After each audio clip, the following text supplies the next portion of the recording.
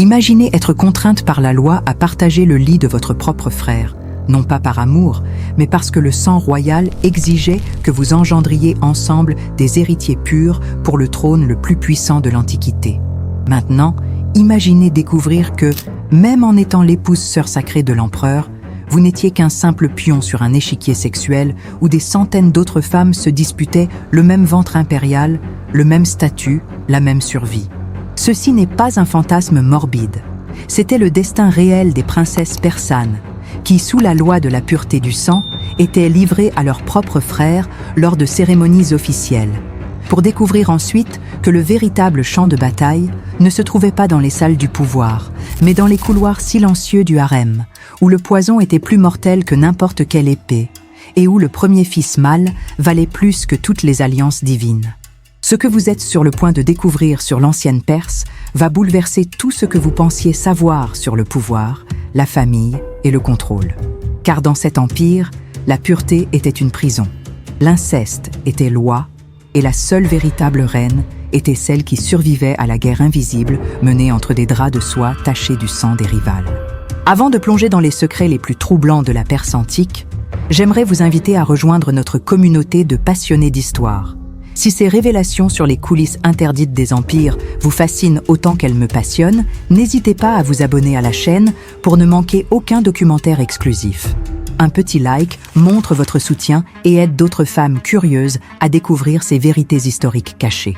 Je serais ravie de savoir d'où vous nous rejoignez aujourd'hui. Écrivez en commentaire votre pays, votre ville ou votre région. Cela nous permet de créer une véritable carte de notre communauté internationale. Et si vous avez des suggestions de personnages historiques féminins ou de civilisations anciennes dont vous aimeriez connaître les secrets, partagez vos idées dans les commentaires.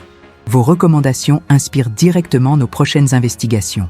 L'empire perse achéménide, fondé au VIe siècle avant notre ère, s'étendait de l'Indus jusqu'aux portes de la Grèce, englobant plus de 40 millions d'âmes sous un seul sceptre. Cette civilisation monumentale, avec sa capitale cérémonielle à Persépolis, ne devait pas seulement sa puissance à ses armées invincibles ou à ses routes commerciales, mais à un système de gouvernance dynastique d'une sophistication redoutable. Le pouvoir absolu reposait sur la lignée royale, et cette lignée devait demeurer pure selon les préceptes du zoroastrisme, la religion d'État qui réglementait chaque aspect de l'existence impériale. C'est dans ce contexte que naît la pratique du Ksvaet Vadata, le mariage consanguin royal, une institution légale et religieuse qui scandalisera les observateurs grecs comme Hérodote. Contrairement aux monarchies voisines où les alliances matrimoniales servirent la diplomatie, la Perse achéménide avait érigé l'endogamie en pilier constitutionnel. Les rois comme Cambyse II épousèrent leurs sœurs biologiques dans des cérémonies officielles, créant ainsi une caste dirigeante génétiquement fermée. Parallèlement, ces mêmes souverains maintenaient des harems comptant jusqu'à 360 concubines, créant une contradiction structurelle explosive entre pureté sacrée et reproduction massive. Cette dualité transformait le palais royal en arène, où s'affrontaient deux légitimités incompatibles. Au cœur de ce système dual se trouvait Cambyse II, fils de Cyrus le Grand, qui régna de 530 à 522 avant notre ère. Ce souverain incarna parfaitement la contradiction persane en épousant simultanément ses deux sœurs biologiques, Atossa et Roxane, conformément aux exigences du Ksvaet Vadata. Atossa, née du même père et de la même mère que Cambyse, détenait théoriquement le statut le plus élevé grâce à la pureté absolue de son sang. Pourtant, cette princesse devenue épouse-sœur se retrouvait en compétition directe avec les innombrables occupantes du harem royal, chacune aspirant à enfanter l'héritier qui légitimerait son existence. Les sources historiques mentionnent également des figures comme Phaidimée, fille d'Otanès, qui navigua dans ces eaux dangereuses en tant que membre du harem avant de jouer un rôle crucial dans l'identification d'un imposteur au trône. Ces femmes, qu'elles fussent sœurs consanguines ou concubines étrangères, partageaient un destin commun. Leur valeur se mesurait uniquement à leur capacité reproductive et à leur habileté dans l'art périlleux de la survie palatiale. Aucune couronne, aucun titre, aucun lien de sang ne garantissait la sécurité.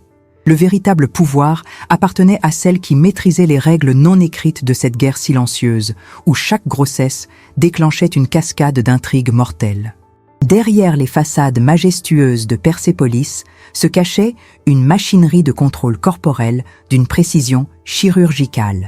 Le harem impérial n'était pas simplement un lieu de plaisir royal, mais un laboratoire de surveillance où chaque femme subissait un système d'inspection permanente orchestré par une hiérarchie d'eunuques, de médecins de cour et de prêtresses zoroastriennes. Les tablettes cunéiformes découvertes dans les archives de Persépolis révèlent l'existence de registres détaillés documentant les cycles menstruels de chaque occupante, leurs relations intimes avec le souverain et l'état de leur virginité ou fertilité. Ces documents administratifs, rédigés avec la froideur bureaucratique typique de l'Empire, traitaient les corps féminins comme des propriétés d'État nécessitant inventaire constant. Lorsqu'une nouvelle femme intégrait le harem, qu'elle soit princesse étrangère offerte en tribu, captive de guerre ou fille de nobles perses, elle traversait un protocole d'initiation humiliant. Les témoignages grecs, notamment ceux recueillis par Ctésias de Cnide qui servit comme médecin à la cour d'Artaxerxès II, décrivent des examens physiques exhaustifs menés par des matrones spécialisées. Ces inspectrices vérifiaient l'intégrité de l'hymen, la symétrie des organes génitaux, la fermeté des seins et même la douceur de la peau à travers des palpations minutieuses. Aucune partie du corps n'échappait à cette évaluation qui déterminait la valeur marchande et reproductive de chaque candidate. Les femmes jugées défectueuses étaient reléguées aux tâches domestiques, privées à jamais de l'accès au lit royal. Le contrôle ne s'arrêtait pas à cette initiation. Chaque mois, les eunuques en chef compilaient des rapports sur l'état de santé reproductive des concubines. Les femmes en période de menstruation étaient isolées dans des quartiers séparés, conformément aux lois de pureté zoroastriennes qui considéraient le sang menstruel comme une souillure majeure. Durant ces jours d'impureté rituelle, elles ne pouvaient toucher aucun objet sacré, participer à aucune cérémonie et surtout pas approcher le souverain. Des gardiennes surveillaient ces isolements, notant scrupuleusement la durée et l'abondance des saignements pour détecter toute grossesse potentielle. Cette surveillance biologique transformait chaque corps féminin en territoire cartographié où l'intimité n'existait pas. Mais le mécanisme le plus pervers résidait dans la préparation des nuits royales. Lorsque le grand roi choisissait une femme pour partager sa couche, celle-ci devait suivre un rituel de purification s'étendant sur 12 mois selon certaines sources. Les 6 premiers mois étaient consacrés aux onctions à l'huile de myrrhe, substance censée adoucir la peau et préparer le corps à l'union. Les 6 mois suivants employaient des parfums précieux, du bois de santal et d'autres aromates destinés à rendre la femme irrésistiblement désirable. Durant cette année entière, des instructrices initiaient les novices aux techniques sexuelles spécifiques exigées par le protocole royal. Ces leçons n'avaient rien de romantique. Elles constituaient un dressage méthodique où chaque geste, chaque position, chaque réaction devait correspondre aux attentes codifiées du souverain. Les manuels secrets transmis oralement entre les générations d'eunuques détaillaient les préférences impériales avec une franchise crue. Ces instructions précisaient les positions autorisées, les caresses appropriées, les moments où la femme devait feindre le plaisir ou au contraire demeurer passive. L'objectif n'était jamais la satisfaction mutuelle, mais l'optimisation des chances de conception. Certains textes zoroastriens suggèrent même que des prières spécifiques devaient être récitées durant l'acte pour invoquer la bénédiction divine sur la semence royale. La spiritualité et la mécanique reproductive fusionnaient dans une chorégraphie où le corps féminin servait de réceptacle sacré. Les témoignages les plus troublants proviennent des rares documents écrits par des servantes ayant survécu au système. Une tablette fragmentaire découverte dans les ruines de Suse mentionne le cas d'une concubine battue publiquement pour avoir refusé une inspection génitale ordonnée après une nuit avec le roi. Son châtiment servait d'avertissement à toutes les autres. La résistance était impossible. Le corps appartenait à l'État et toute tentative de préserver une once d'intimité constituait une rébellion contre l'ordre cosmique lui-même. Cette violence institutionnalisée ne nécessitait même pas de justification. Elle coulait naturellement de la structure de pouvoir qui considérait les femmes comme des instruments biologiques au service de la continuité dynastique. Si ces révélations sur les mécanismes secrets du pouvoir perse vous glacent le sang autant qu'elles me fascinent, sachez que ce documentaire ne fait que commencer à gratter la surface d'une réalité historique encore plus troublante. Chaque vidéo de cette chaîne est le fruit de recherches approfondies dans des archives que l'histoire officielle préfère garder sous silence. En vous abonnant, vous rejoignez une communauté de femmes qui refusent les versions édulcorées et exigent la vérité brute sur les conditions de vie de nos ancêtres. Un like nous permet de continuer ce travail d'investigation et de partager ces connaissances interdites avec un public toujours plus large. N'hésitez pas à laisser un commentaire pour nous dire ce qui vous choque le plus dans ces pratiques persanes, ou pour suggérer d'autres civilisations anciennes dont vous aimeriez découvrir les secrets les plus sombres. Votre engagement transforme ces histoires oubliées en conversations vivantes qui honorent la mémoire de ces femmes réduites au silence. Maintenant, préparez-vous, car ce qui suit va vous révéler le moment le plus crucial de cette tragédie impériale. La nuit nuptiale entre Cambyse II et sa sœur Atossa représente le point culminant de cette contradiction persane entre sacralité du sang et pragmatisme dynastique. Contrairement aux unions royales célébrées publiquement dans d'autres civilisations, cette cérémonie se déroulait dans une intimité surveillée, orchestrée selon des protocoles rigides qui transformaient l'acte conjugal en rituel d'État. Les sources grecques rapportent que Hérodote lui-même exprima son dégoût face à cette pratique, notant que jamais auparavant les Perses n'avaient épousé leur sœur jusqu'à ce que Cambyse, submergé par sa passion pour Atossa, consulte les juges royaux pour légitimer son désir. Ces magistrats, coincés entre la loi traditionnelle et la volonté du souverain tout-puissant, trouvèrent une formulation ingénieuse. Bien qu'aucune loi n'autorisât explicitement le mariage fraternel, une autre disposition permettait au roi de Perse de faire absolument tout ce qu'il désirait. Le soir des noces, Atossa fut conduite vers les appartements privés du roi à travers des corridors bordés d'eunuques et de prêtres zoroastriens. Elle portait les vêtements cérémoniels réservés aux épouses principales, des étoffes pourpres tissées d'or qui signalaient son statut supérieur aux simples concubines. Pourtant, malgré cette apparence de dignité, elle savait que dans les quartiers du harem, des centaines de femmes attendèrent leur propre tour, chacune aspirant à détrôner la sœur épouse par le seul moyen disponible: enfanter le premier fils mâle viable. Les témoignages fragmentaires suggèrent qu'Atossa était accompagnée de 7 servantes personnelles, dont la fonction principale consistait à observer et rapporter chaque détail de la nuit à venir. Ces témoins n'étaient pas là pour préserver sa pudeur, mais pour documenter la consommation effective du mariage, une preuve administrative indispensable dans un système où la légitimité dynastique reposait sur des certitudes biologiques irréfutables. Dans la chambre nuptiale, décorée de tapisseries représentant des scènes de conquête militaire et de soumission de peuples vaincus, le couple royal se retrouvait seul, mais jamais vraiment isolé. Des textes persans tardifs, compilés durant la période sassanide mais préservant des traditions achéménides, décrivent l'aménagement typique de ces espaces. Un lit monumental surélevé sur une plateforme, des braseros diffusant l'encens sacré, et surtout des panneaux de bois ajourés permettant aux observateurs dissimulés de surveiller la scène sans être vus. Cette architecture de la surveillance garantissait qu'aucun aspect du rituel n'échappait au contrôle institutionnel. Cambyse, malgré son pouvoir absolu sur 40 millions de sujets, demeurait lui-même prisonnier d'un protocole qui dictait comment, quand et de quelle manière il devait honorer son épouse-sœur. Les instructions transmises à Atossa durant sa préparation spécifiaient sa conduite attendue. Elle devait demeurer passive durant la première approche, signalant ainsi sa virginité et sa soumission au pouvoir masculin. Les manuels secrets consultés par les instructrices détaillaient même les expressions faciales appropriées. Un mélange de pudeur et d'acceptation résignée, jamais de plaisir manifeste qui aurait pu être interprété comme de l'impudeur.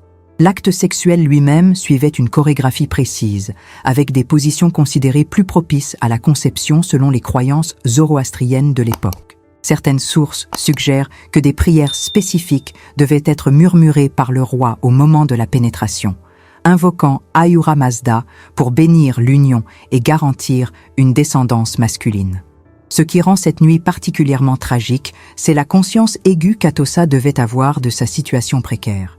Malgré son sang royal pur, malgré son statut d'épouse légitime et sœur du souverain, elle savait que dans les appartements adjacents, des dizaines de concubines attendaient leur tour. Le harem de Cambyse comptait selon les estimations entre 300 et 360 femmes, chiffre symbolique correspondant au jour de l'année selon le calendrier zoroastrien.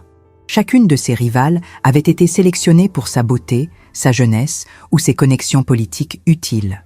Beaucoup étaient des princesses tributaires envoyées par des royaumes vassaux, d'autres des filles de nobles Perses cherchant à élever leur famille, et certaines simplement des captives de guerre d'une beauté exceptionnelle.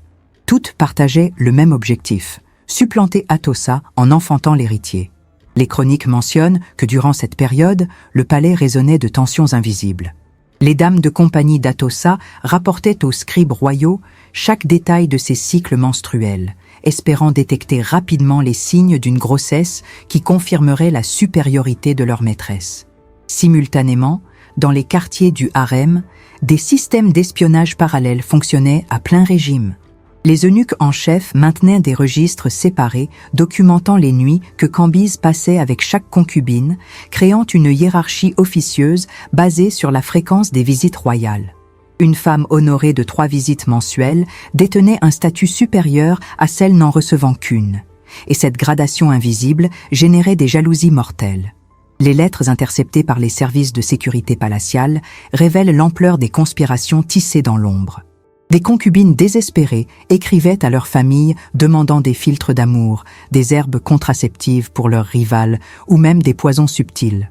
Ces correspondances, conservées dans les archives comme preuve potentielle lors de procès futurs, dressent le portrait d'un environnement où la paranoïa était justifiée et où chaque repas partagé, chaque coupe de vin offerte, pouvait contenir la mort. Atossa elle-même, malgré sa position privilégiée, n'échappait pas à cette atmosphère toxique. Des fragments de tablettes administratives mentionnent l'assignation de goûteurs personnels à l'épouse principale, preuve que même la sœur du roi devait craindre pour sa vie. L'aube suivant la nuit nuptiale déclenchait un protocole de vérification aussi invasif que les préparatifs qui l'avaient précédé. Les 7 servantes qui avaient accompagné Atossa jusqu'aux appartements royaux réapparaissaient pour collecter les preuves matérielles de la consommation. Les draps nuptiaux, portant théoriquement les traces du sang virginal, devaient être exhibés aux autorités religieuses et administratives compétentes. Cette coutume, commune à plusieurs civilisations anciennes, prenait dans le contexte perse une dimension bureaucratique particulière. Les prêtres zoroastriens examinaient les tissus tachés pour confirmer la pureté rituelle de l'union, tandis que les scribes royaux documentaient officiellement l'événement dans les registres dynastiques. Ces archives, gravées sur des tablettes d'argile, constituaient la mémoire administrative de l'Empire et servaient de référence légale en cas de contestation future de la légitimité d'un héritier. Mais au-delà de cette formalité, le lendemain inaugurait une période de surveillance médicale intensive. Atossa se retrouvait confinée dans des appartements séparés où des médecins de cour, assistés de matrones expérimentées, surveillaient quotidiennement son état de santé. Chaque symptôme était noté, nausée matinale, modification de l'appétit, sensibilité mammaire, tout signe pouvant indiquer une conception réussie. Les textes médicaux persans, influencés par les traditions babyloniennes et égyptiennes, prescrivait des examens réguliers incluant la palpation abdominale et l'inspection des sécrétions corporelles. Ces procédures, menées par des mains étrangères sans considération pour la dignité de la patiente, transformaient le corps de l'épouse royale en objet d'étude médicale permanente. Parallèlement à cette surveillance, le harem entrait en effervescence. La nouvelle que le roi avait consommé son mariage avec sa sœur se propageait comme une traînée de poudre à travers les corridors, déclenchant une vague de manœuvres stratégiques. Les concubines ambitieuses redoublèrent d'efforts pour attirer l'attention royale, sachant que chaque nuit passée avec Cambyse représentait une chance de contester la primauté d'Atossa. Les eunuques en chef recevaient des pots de vin somptueux pour arranger des rencontres, créer des occasions fortuites où le roi pourrait croiser telle ou telle beauté dans les jardins palatins. Cette corruption généralisée transformait la hiérarchie du harem en marché où tout s'achetait. L'accès au souverain, les informations sur ses préférences, même les horaires de ses déplacements privés. Les documents administratifs révèlent que durant les semaines suivant le mariage royal, plusieurs concubines réussirent effectivement à partager la couche impériale. Ces unions, bien que dépourvues de la solennité cérémonielle accordée à Atossa, possédaient une légitimité reproductive équivalente. Un fils né d'une concubine pouvait théoriquement prétendre au trône, surtout si l'épouse principale demeurait stérile. Cette réalité juridique explique pourquoi la grossesse d'Atossa, si elle survenait, ne garantissait nullement sa sécurité. Au contraire, elle faisait d'elle une cible prioritaire pour toutes les femmes dont les propres grossesses concurrentes pouvaient être compromises par l'existence d'un héritier issu du sang le plus pur. Les chroniques mentionnent des incidents troublants survenus durant cette période. Une concubine babylonienne, favorite temporaire de Cambyse, fut retrouvée morte dans ses appartements quelques semaines après avoir annoncé sa grossesse. L'enquête officielle conclut à un suicide par empoisonnement, mais les rumeurs palatiales attribuaient sa disparition à un complot orchestré par des factions rivales. Les méthodes employées témoignaient d'une sophistication effrayante: poison à action lente, mimant des maladies naturelles, accidents arrangés dans les bains publics du harem, même des avortements forcés déguisés en fausses couches spontanées. Les médecins complices fournissaient des certificats de décès falsifiés, protégeant ainsi les commanditaires de toute poursuite judiciaire. Cette violence souterraine ne se limitait pas aux concubines. Les serviteurs, témoins involontaires des intrigues, disparaissaient régulièrement pour garantir leur silence. Les eunuques trop bavards étaient mutés vers des postes provinciaux éloignés, équivalent d'une condamnation à mort sociale dans une culture où proximité du pouvoir signifiait survie. Les dames de compagnie d'Atossa elles-mêmes faisaient l'objet de tentatives de corruption, les factions rivales cherchant à infiltrer des espionnes dans l'entourage immédiat de l'épouse principale. Cette guerre d'information permanente créait une atmosphère de méfiance totale où personne ne pouvait faire confiance à quiconque. Les répercussions dépassaient largement le cadre du harem. Les familles nobles perses dont les filles servaient comme concubines voyaient dans chaque grossesse une opportunité d'élever leur statut. Un petit-fils du roi, même né d'une union secondaire, apportait prestige et influence politique. Ces clans investissaient des fortunes dans le soutien de leurs candidates, finançant des réseaux d'informateurs et de saboteurs. Les alliances se formaient et se défaisaient au rythme des grossesses annoncées et des naissances réussies, transformant la politique impériale en extension directe des drames conjugaux.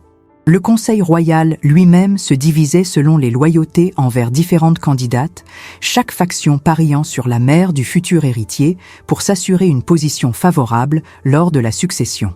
Cette instabilité structurelle finit par miner l'autorité de Cambyse. Les historiens antiques rapportent que le roi sombra progressivement dans la paranoïa, obsédé par l'idée que ses propres épouses et concubines complotaient contre lui. Il ordonna des purges brutales, exécutant des dizaines de femmes sur la base de simples soupçons. Ces massacres préventifs, loin de restaurer l'ordre, intensifièrent la terreur ambiante et encouragèrent des complots réels. Le système qu'il avait hérité, censé garantir la continuité dynastique par la multiplication des lignes de reproduction, se révélait être un piège mortel qui dévorait ses propres architectes. Le système perse du double contrôle dynastique, fusionnant mariage incestueux et harem massif, ne mourut pas avec Cambyse II.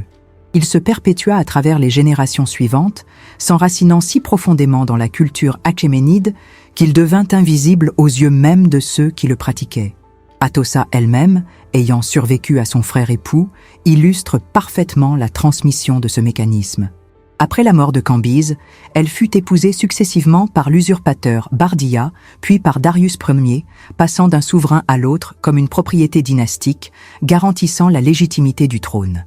Cette circulation des femmes royales entre les mains masculines révèle la véritable nature du système. Les princesses n'étaient pas des personnes, mais des sceaux biologiques authentifiant le pouvoir. Leur valeur résidait exclusivement dans leur utérus et leur lignage, jamais dans leur humanité propre.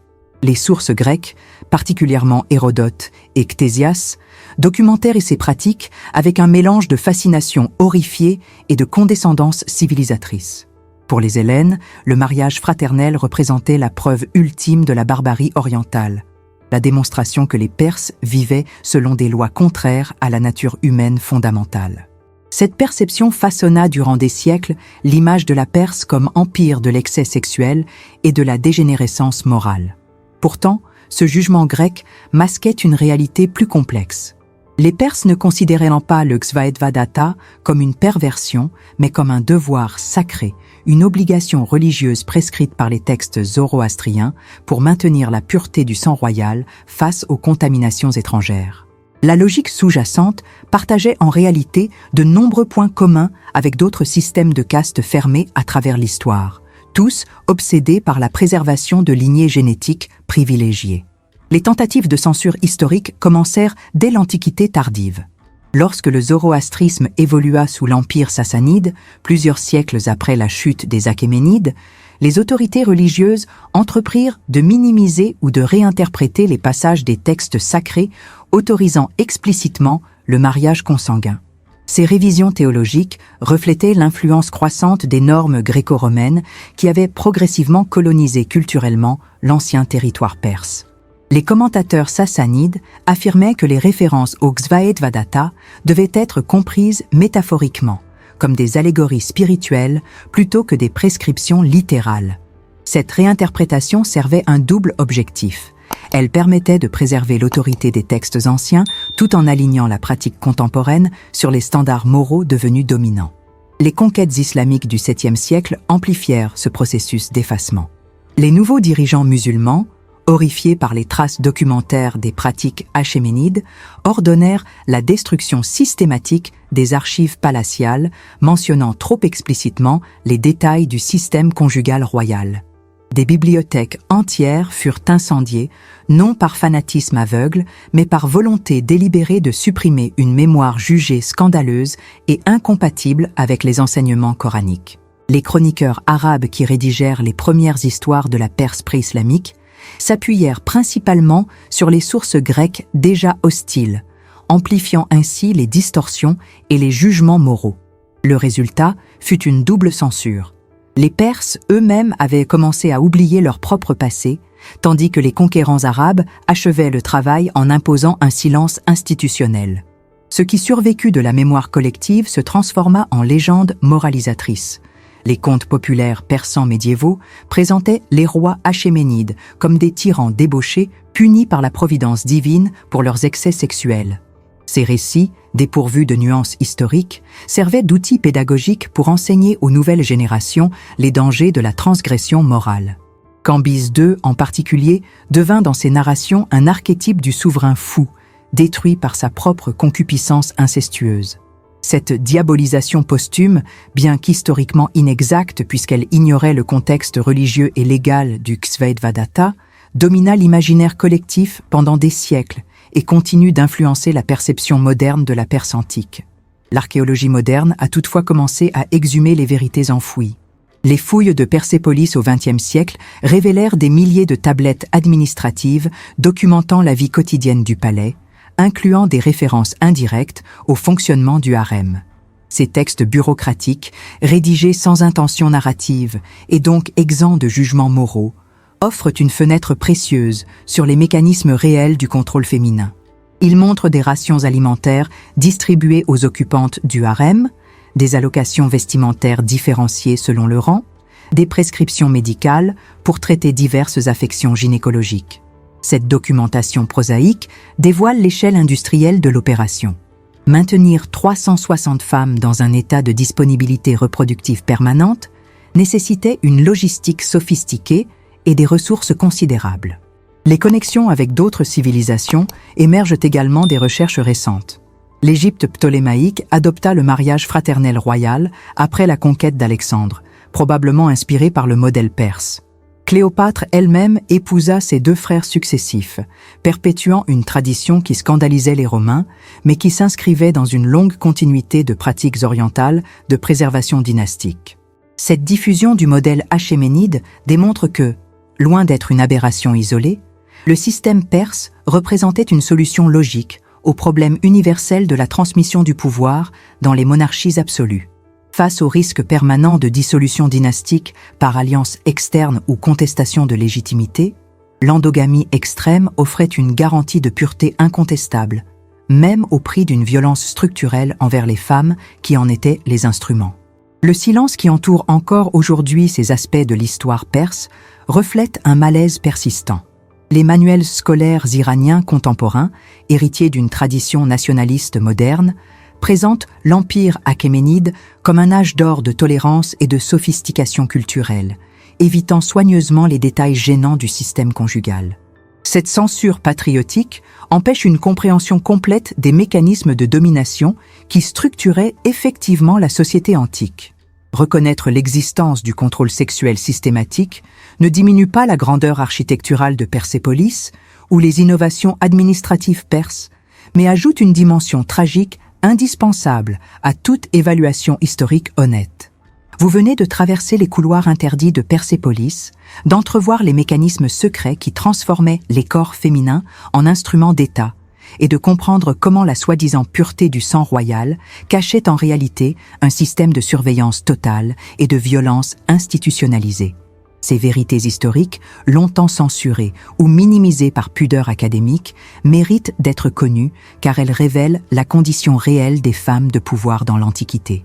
Si ce documentaire vous a ouvert les yeux sur des aspects de l'histoire que les cours traditionnels préfèrent taire, abonnez-vous à cette chaîne pour ne manquer aucune de nos prochaines investigations. Chaque semaine, nous plongeons dans les archives oubliées d'autres civilisations pour exhumer les secrets que le temps voulait effacer. Un like nous aide à poursuivre ces recherches et à partager ces connaissances exclusives avec une communauté grandissante de passionnés. Dites-nous en commentaire quel empire ou quelle figure historique féminine vous aimeriez voir explorer dans nos prochains épisodes. Votre curiosité guide notre travail. Et n'oubliez pas de partager cette vidéo avec toutes celles qui, comme vous, refusent les versions édulcorées et exigent la vérité brute sur notre passé collectif. Les secrets impériaux vous attendent.